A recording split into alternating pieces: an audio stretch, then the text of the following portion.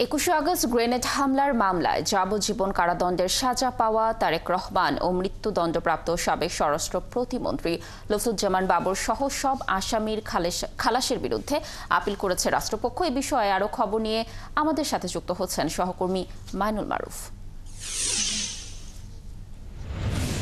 মারুফ, আপিলে রাষ্ট্রপক্ষ কি উল্লেখ করেছে আর এই বিষয়ে আপনার কাছে কি তথ্য রয়েছে বিস্তারিত জানাবেন আমাদের।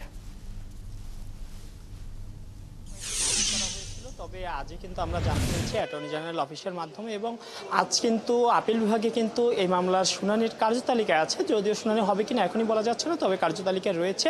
হয়তো আজ যদি নাও হয় এটার জন্য একটি তারিখ দেওয়া হতে পারে আজ। এবং আপনি যেমনটা জানেন যে গত কয়েকদিন আগেই কিন্তু আমরা দেখেছি যে তারেক রহমান সহ বেশ কয়েকজন যারা আসামি তাই 21 আগস্ট মামলার তাদের সকলকে কিন্তু খালাস দিয়ে কিন্তু একটি রায় প্রকাশ করে হাইকোর্ট, এবং সেখানে বলা হয়েছে যে মামলাটি যথাযথভাবে করা হয়নি বা নিয়ম নীতি মেনে কিন্তু মামলাটি করা হয়নি, এবং সে কারণে কিন্তু তাদেরকে খালাস দেওয়া হয়েছিল। এবং সেই খালাসের বিরুদ্ধে কিন্তু আজ গত কয়েকদিনের মধ্যেই কিন্তু আপিল করা হয়েছে রাষ্ট্রপক্ষের, এবং তারপরে কিন্তু আজ মামলাটি আপিল বিভাগে শুনানির জন্য রয়েছে কার্যতালিকায়। এবং যারা মূলত যাদেরকে আসামি যারা খালাস পেয়েছিলেন বা এই মামলার সকল আসামি কিন্তু খালাস দেওয়া ছিল, এর মধ্যে কয়েকজনকে একজন বিশেষ করে মুফতি হান্নান তার অন্য মামলায় কিন্তু ফাঁসি হয়ে গিয়েছে।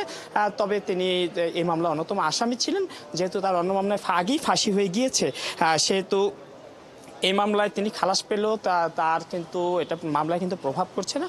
এবং বাকি যে আসামিরা খালাস পেয়েছেন তার মধ্যে কিন্তু সাবেক স্বরাষ্ট্র প্রতিমন্ত্রী লুৎফুজ্জামান বাবর রয়েছেন, সাবেক উপমন্ত্রী Abdus Salam Pintu, major general Rokunuzzaman Haider Chowdhury, brigadier general Abdur Rahim, তারা কিন্তু রয়েছেন। এরকম 19 জন মৃত্যুদণ্ডপ্রাপ্ত আসামি ছিলেন, এবং যাবজ্জীবন প্রাপ্ত আসামি ছিলেন 19 জন, যার মধ্যে বিএনপির সাবেক বর্তমান বিএনপির ভারপ্রাপ্ত চেয়ারম্যান তারেক রহমান রয়েছেন, এবং এছাড়াও রয়েছেন আরও 19 জন, এবং তাদের সকলকে কিন্তু খালাস দিয়েছিলেন আদালত। এবং তখন কিন্তু বলা হয়েছিল যে মামলাটি যথাযথভাবে হয়নি, মামলার আদেশ যথাযথভাবে হয়নি, এবং আইনজীবীরা কিন্তু দাবি করেছিলেন এই মামলাটি মূলত রাজনৈতিকভাবে হেনস্থা করার জন্য বা আওয়ামী লীগ সরকার রাজনৈতিকভাবে ফয়দা নেওয়ার জন্যই কিন্তু এই মামলাটি করেছিলেন, যাতে বিএনপিকে চাপে রাখা যায়, বিএনপি নেতাকর্মীদের চাপে রাখা যায়। এবং তার ফলশ্রুতিতে কিন্তু আমরা দেখেছি দীর্ঘদিন ধরে কিন্তু এই মামলা চলমান ছিল, এবং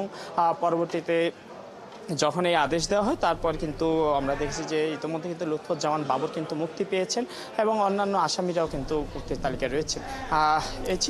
থাকুন সেখানে, তথ্য সংগ্রহ করতে থাকুন। আমরা পরবর্তীতে নিশ্চয়ই আপনার সাথে যুক্ত হয়ে সর্বশেষ তথ্য দর্শকদের জানানোর চেষ্টা করব। দর্শক, যেমনটি বলছিলাম, 21 আগস্ট গ্রেনেড হামলার মামলায় যাবজ্জীবন কারাদণ্ডের সাজা পাওয়া তারেক রহমান ও সাবেক স্বরাষ্ট্র প্রতিমন্ত্রী লুৎফুজ্জামান বাবর সহ আসামির খালাসের বিরুদ্ধে আপিল করেছে রাষ্ট্রপক্ষ। এই বিষয়ে বিস্তারিত তথ্য জানাচ্ছিলেন আমাদের সহকর্মী।